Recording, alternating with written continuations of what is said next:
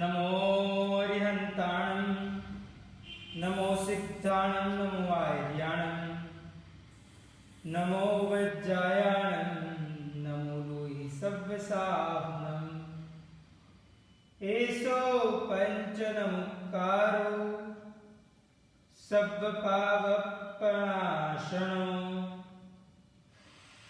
मङ्गलानं च सव्येषि परमं हवै मङ्गलम्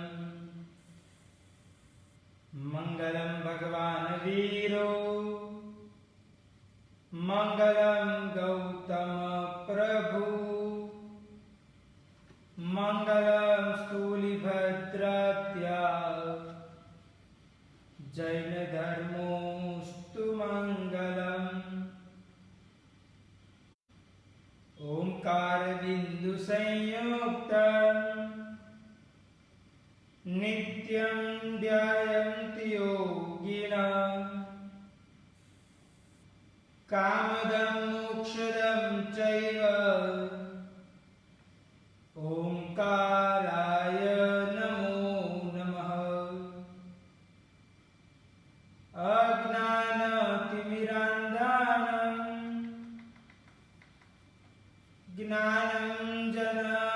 ज्ञानञ्जनशलाकया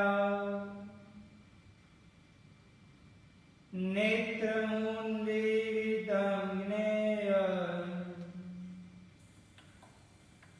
तस्मै श्रीगुरुवे नमः। तस्मै श्रीगुरुवे नमः।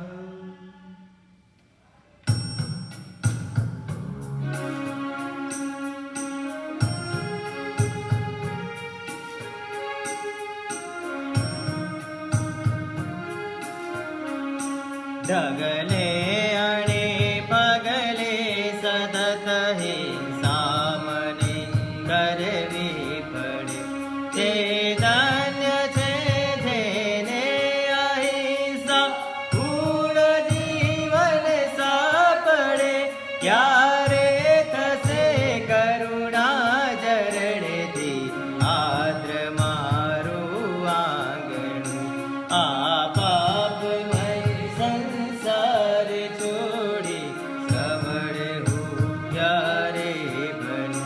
क्यारेक भयकारेक लालच जीतने हे बाडड़े व्यवहार व्यापार जोठो तरत कहवू पड़े छे सत्य व्रत धर श्रवणनु जीवन घर रड़िया मणु आ पाप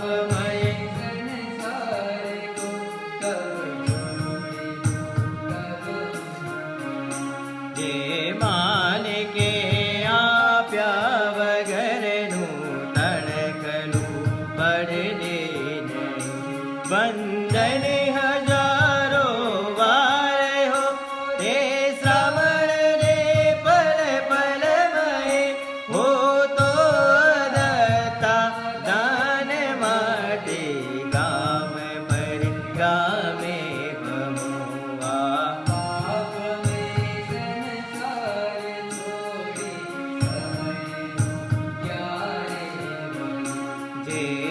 इंद्रियों ने जीवन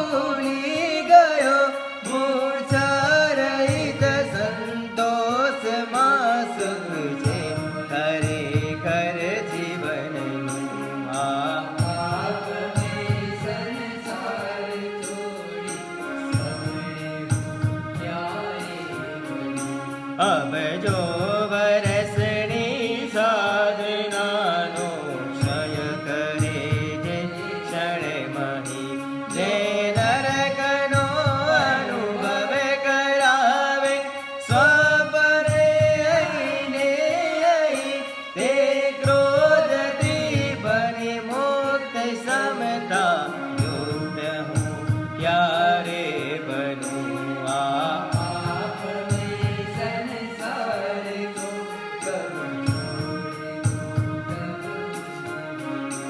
જીન ધર્મ તરુણા મૂલ જેવા વિનય ગુણને જે હરિ જે ભલ ભલાઓ છે ચડેલા નેય તરણા સમગણે તે દુષ્ટ માન સુબટની સામે બળ બને મુજે બામણું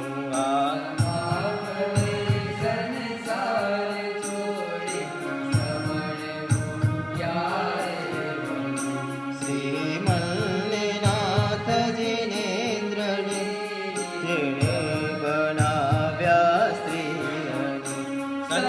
સંકલેશની જાહી મગનમાં જે દખાવે જગતને તે દંભ છોડી સરળતાને પામવા હું તને ગણું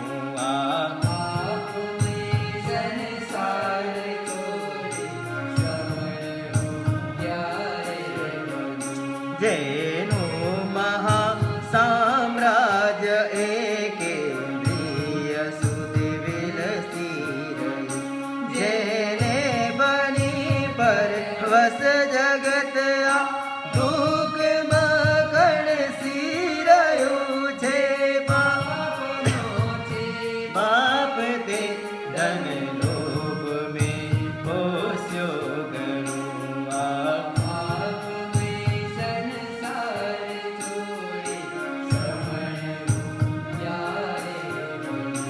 તન ધન સ્વજન જીવન ઉપર મેં ખૂબ રાખ્યો રાગ તે રાગથી કરવું પડ્યું મારે ઘણા ભવમાં ભ્રમણ મારે હવે કરવું હૃદયમાં સ્થાન દાસને રાગનું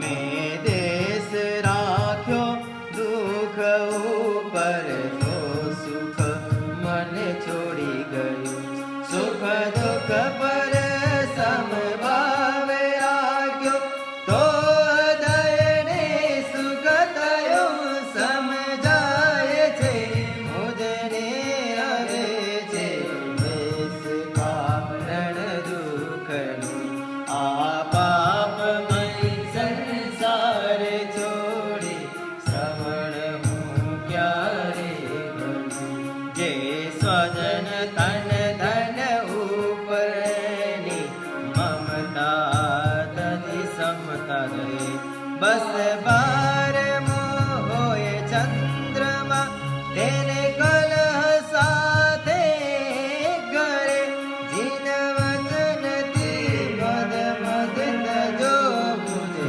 આત્મના અણુએ અણુ આપને સંસારે છોડી શ્રવણ હું ક્યારે બનું આ બાપમય સંસારે છોડી શ્રવણ હું ક્યારે બનું શ્રવણ હું ક્યારે બનું શ્રવણ ક્યારે બનું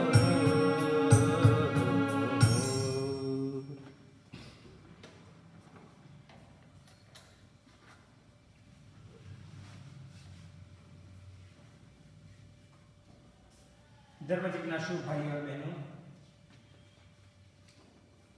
18 पाकिस्तान का यह प्रवचन की श्रृंखला चल रही है। भाग्यशाली 12वां नंबर का पापस्थानक यानी कि कलह है। कलह यानी कि कंकाश और कलह भी होने के अलग अलग प्रकार के कारण बताए गए, जैसे कि कोई पूर्व ग्रह के कारण भी कलह हो सकता है। पूर्व ग्रह यानी कि एक व्यक्ति को दूसरे के प्रति एक प्रकार के मन के अंदर पूर्व की वृत्ति के प्रवृत्ति के अनुसार एक मान्यता बैठ गई और वो मान्यता के अनुसार वो चलते हैं, तो भी कई कई बार कलह होने का प्रयत्न होता है। दूसरी ये बात भी कही जाती है कि कलह स्वार्थ वृत्ति के द्वारा भी होता है, यानी कि जहां पे हमारा स्वार्थ सधता नहीं है, पूर्ण होता नहीं है, तो वहां पे कलह होने का प्रयत्न होता है। अगर हमारा स्वार्थ परिपूर्ण होता है तो हमें शांति या तो संतोष मिलेगा, या तो हमें एक प्रकार का ऐसा होगा कि चलो मेरा तो काम निकल गया। तो ये स्वार्थ वृत्ति जब हमारी सिद्ध नहीं होती तभी भी कंकास आने का प्रयत्न होता है। दूसरा एक कारण झूठ बोलने के कारण भी कलह होता है। कई सारे ऐसे लोग होते हैं कि जिनको झूठ की एलर्जी कही जाती है, यानी कि सामने वाला व्यक्ति झूठ बोले तो बिल्कुल सहन नहीं कर सकते और उसके कारण भी बाद में कलह की शुरुआत होती है। और जो व्यक्ति झूठ बोलता है ना, वो एक बार झूठ नहीं बोलेगा, परंतु एक झूठ को छिपाने के लिए वो दूसरा, तीसरा, चौथा, पांचवा, इस प्रकार बारी बारी से अपने मन के विचारों के माध्यम से वो झूठ बनाता रहेगा और सामने वाले के समक्ष वो प्रस्तुति की समान, यानी कि एक प्रकार से उनके समक्ष वो रखेगा। और झूठा आदमी के साथ में भी कलह होने का प्रयत्न होता है। उसके बाद मतभेद होता है। तो मतभेद होता है तो वहां पे भी कलह होने का प्रयत्न होता है। विश्वासघात जहां पे होता है वहां पे भी कितना भी अच्छा प्रकार का रिश्ता क्यों ना हो, परंतु समझ लो कि विश्वासघात हुआ, चाहे वो पति पत्नी के बीच में हुई, चाहे वो बिजनेस के अंदर भागीदार के अंतर्गत हुए, चाहे वो कस्टमर और दुकान या तो ऑफिस का बिजनेस का जो मालिक होता है उसके साथ हुए, चाहे वो घर घर के अंदर स्वजनों के द्वारा, परिवार के द्वारा, एक दूसरे के द्वारा हुए, चाहे वो बिजनेस की लेती देती में भी अगर विश्वासघात हुए तो भाग्यशाली वहां पे भी कलह यानी कि कंकास उत्पन्न होने का प्रयत्न हो सकता है। दूसरा एक ये भी है कि घमंड, अभिमान जहां पे हमारा परिपूर्ण नहीं होता है वहां पे भी कलह होने का प्रयत्न हो सकता है। मेरी मान्यता जो है वो मेरी मान्यता के अनुसार नहीं हुआ तो बस सामने वाले के सामने वो कलह कंकास करने के लिए तैयार हो जाते हैं।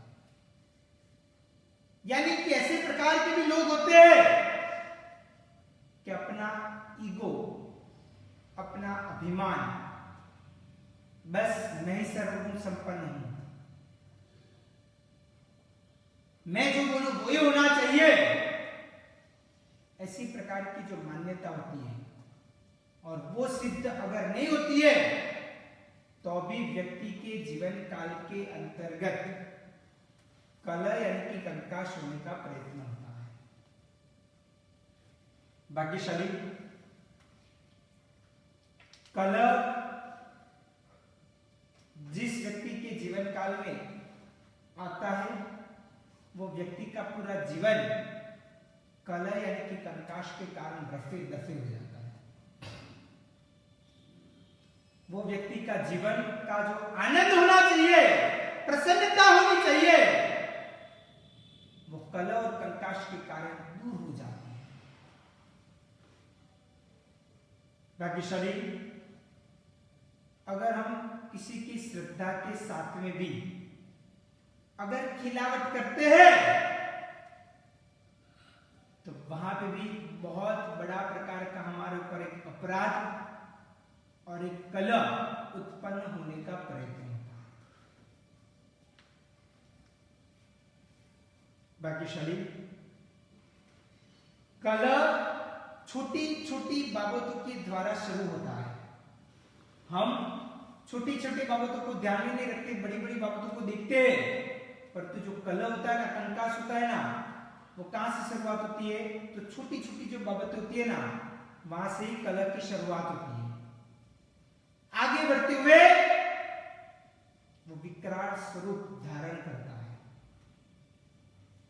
जैसे कोई भी बड़ा दावानल लगता है तो उसकी शुरुआत किसके द्वारा होती है? छोटे से मैच बॉक्स की एक दिवासली के द्वारा, एकदम छोटी सी है।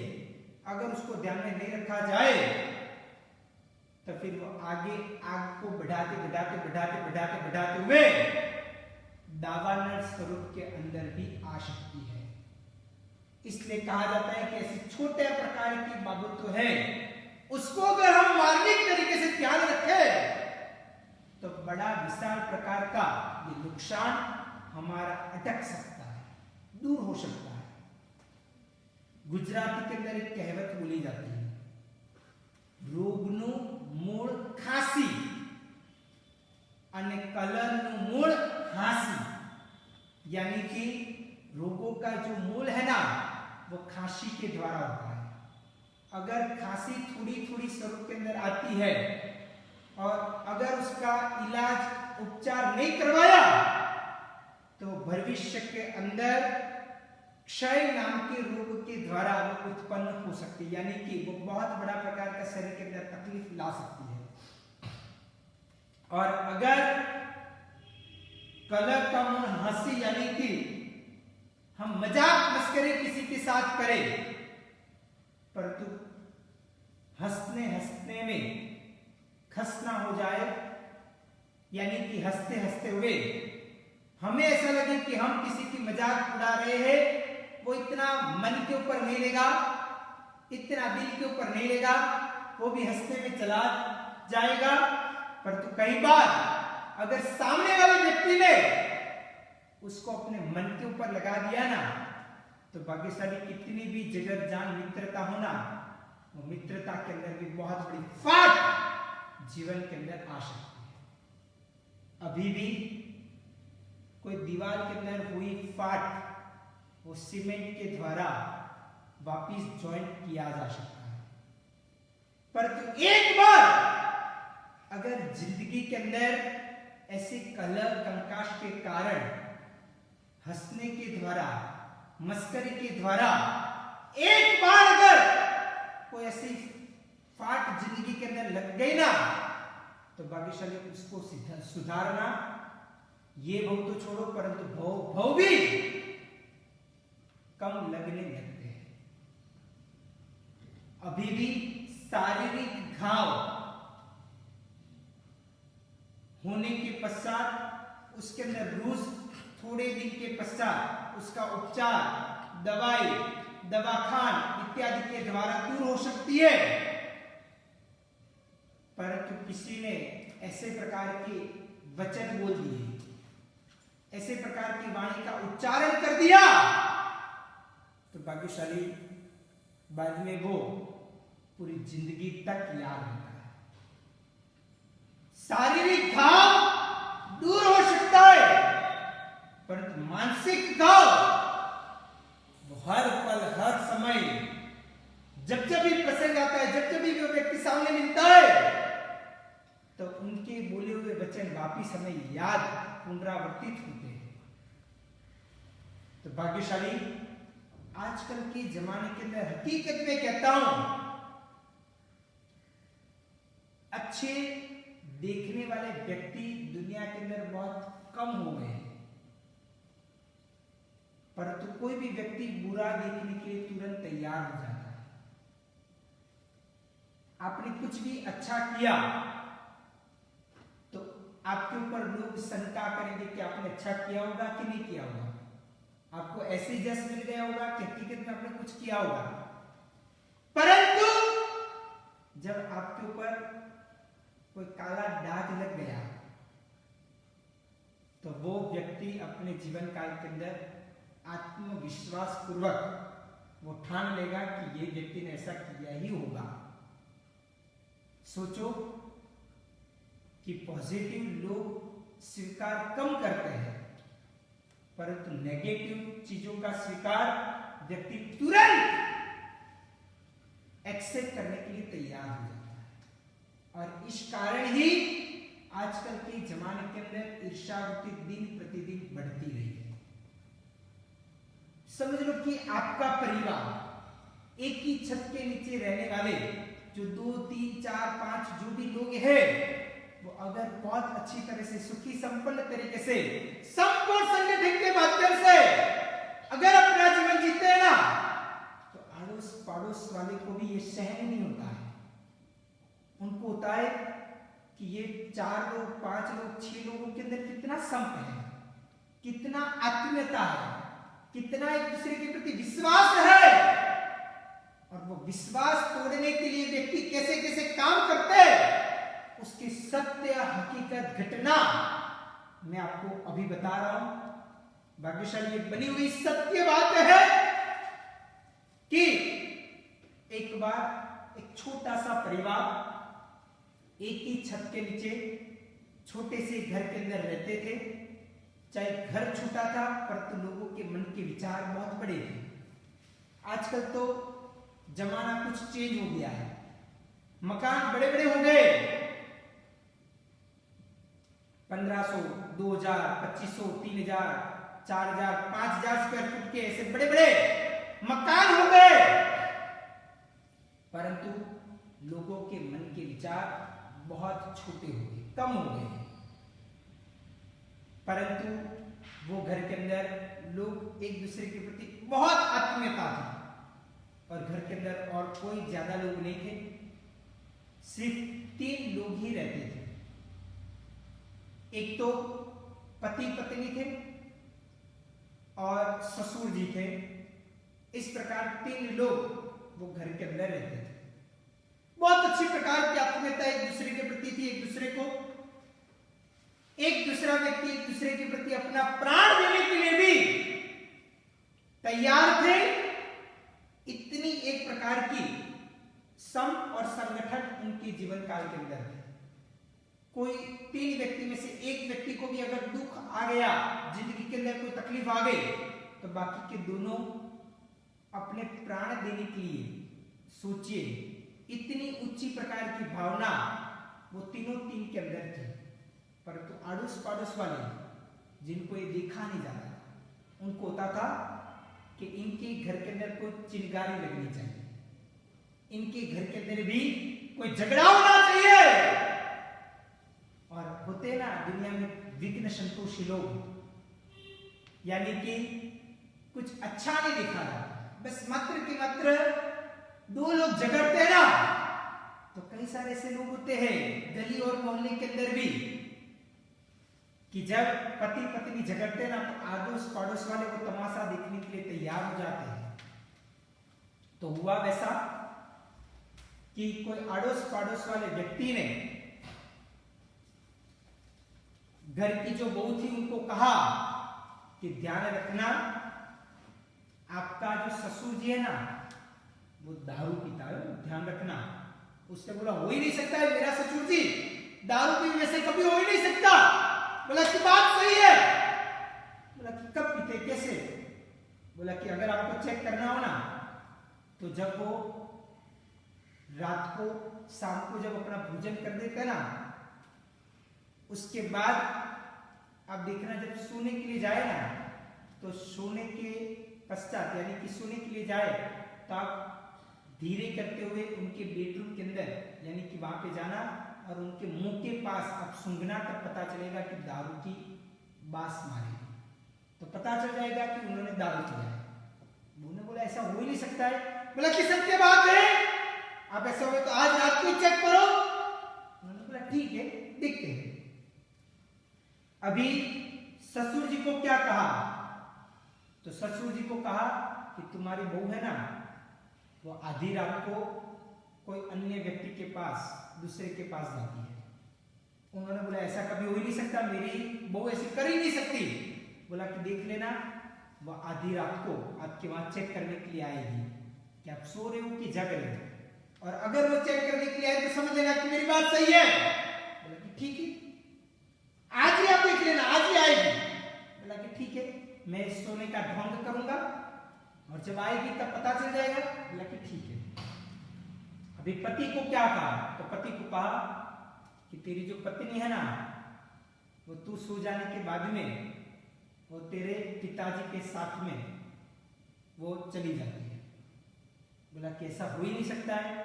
बोला कि सही बात है, तू देख लेना आज रात को वो जाती है कि नहीं।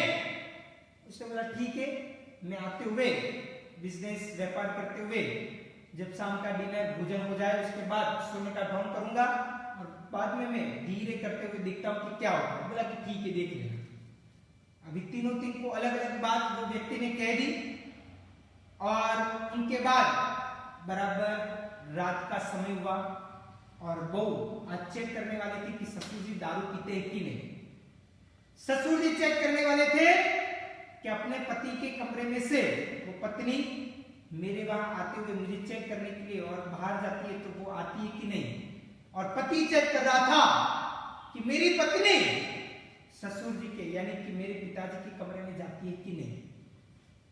और इस प्रकार की पूरी बात तीनों तीन को अलग अलग प्रकार से कह दी और बाद में बराबर रात्रि का कुछ मध्य काल आया और धीरे करते हुए वो पत्नी उठी, बहू घर की जो थी वो उठी और उठते हुए ससुर जी के कमरे के अंदर गई। पति ने पीछे से ये सब कुछ देख लिया कि हाँ बात तो सही है, वो बाजू वाले ने कहा था कि ऐसा ही है और बात तो सही है, और इसलिए पत्नी के पीछे पीछे वो उसने देखा तो वो उनके कमरे में गई तो बात तो सही है। अभी वो चेक करने के लिए क्या गई थी कि ससुर जी दारू पीते कि नहीं, इसलिए तो ससुर जी का जो मुंह था वहां पे वो धीरे करते हुए अपना मुंह वहां पे लाते हुए सूंघने का प्रयत्न करने लगे और ससुर जी जग रहे थे परंतु ढोंग कर रहे थे। उनको भी लगा कि बात तो सही है कि ये बहू मेरे कमरे में आई और वो मुझे चेक करने के लिए कि मैं सो गया हूं ना, तो फिर वो अन्य कोई स्थान के अंदर जा सके, इसलिए और ऐसे करते हुए रात को ही ये सब कुछ इस प्रकार होते हुए जैसे पीछे से पति आते हुए वो बहू को पकड़ते हुए ठपकारा और इतनी गंदी प्रकार की गालियां बोलते हुए उसको बहुत मार इत्यादि भी मारा कि मुझे लग ही रहा था कि तू आधी रात को इस प्रकार चली जाएगी। ससुर जी सोचने लगे ये क्या हो गया। ससुर जी को हुआ कि बात तो सही है कि वो मुझे चेक करने के लिए आ रही थी, वो बाहर जा रही है, तो ससुर जी ने भी बोला और पति ने भी यानी कि वो व्यक्ति ने भी अपने बाप को, बेटे ने अपने बाप को कहा कि आप भी ऐसे कार्य करते हो, यानी कि मेरी बहू के ऊपर गंदी नजर लगाते हो। इस प्रकार तीनों तीन के अंदर जो संप था ना, वो संप एक ही दिन के अंदर टूट गया। भाग्यशाली जब भी मकान बनाना हो ना, तो मकान बनाने के लिए 6 महीने 12 महीने साल 2 साल चले जाते हैं, परंतु अगर वो मकान को तोड़ना है तो एक ही बुलडोजर उसके लिए काम कर बैठा है।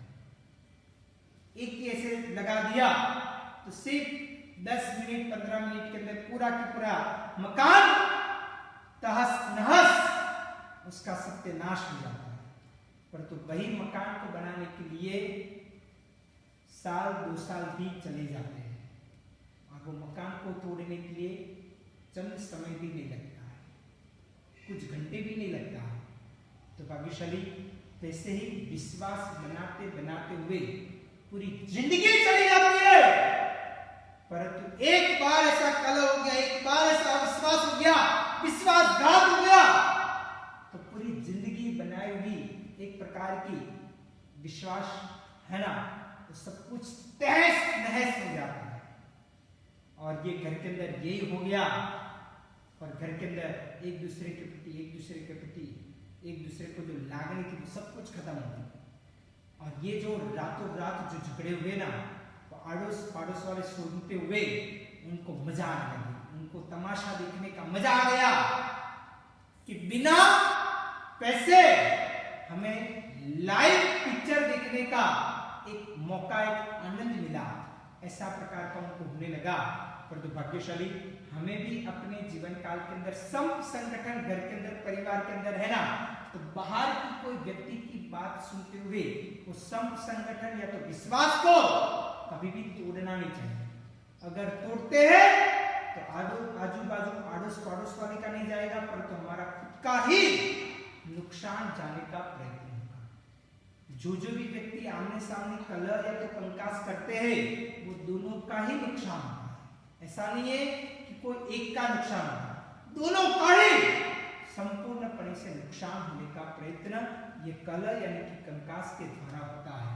भाग्यशाली इस प्रकार हमें अपने जीवन काल में ये 12वें नंबर का पापस्थानक यानी कि कलह है, उसको दूर करते हुए हमारे आत्मा को उजागर करते हुए हमारे जीवन काल के अंदर लेट गो की भावना, विश्वास रखने की भावना, अपने जीवन काल के अंदर कोई भी प्रकार की कुछ भी ऐसी घटना हो तो अंदर अंदर परिवार के द्वारा मिलते हुए एक विश्वास रखते हुए अपने जीवन काल के अंदर जिंदगी आगे बढ़ाने का प्रयत्न करना चाहिए। परंतु ऐसा वीकनेस संतोष भी आजकल दुनिया के अंदर बहुत घूमते हैं, तो उससे सावधान होने का प्रयत्न करना चाहिए। तो बस कलह को इस प्रकार, कंकास को इस प्रकार दूर करते हुए अपना आत्मा का कल्याण करो, यही शुभ अभिलाषा वितरा की आज्ञा में कुछ भी बुलाओ तो इच्छा में दुख रहो। सर्वमंगल मांगल्यम सर्व कल्याण कारणम प्रधानम सर्वधर्माणां जैनम जयति शास्त्रम।